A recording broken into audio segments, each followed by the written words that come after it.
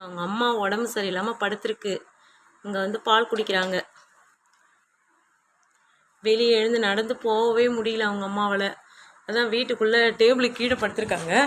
டேபிளுக்கு கீழே வந்து கொஞ்ச நேரம் தூக்கிட்டு வந்து விட்டா பால் எப்படி குடிக்கிறாங்க பாருங்கள். பசியில் நானும் பால் கொடுக்குறேன் தான், ஆனாலும் பால் குடிக்கிறாங்க. இந்த அம்மாவுக்கு தான் யாரோ மருந்து வச்சுட்டாங்க.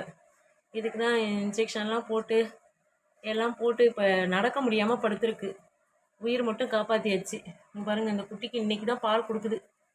ஆமாம், எப்படி குடிக்குதுங்க பாருங்கள். ஐயோ பாவம் பாருங்க, எவ்வளோ பசி. அம்மா அம்மா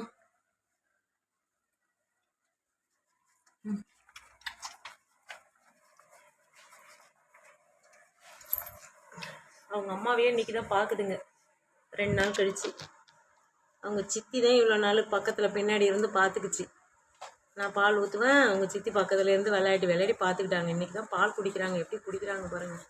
அந்த அம்மாவும் பாவம், இந்த குழந்தைங்களும் பாவம். மை காட், நான் என்ன பண்ணுறதுனே தெரியல.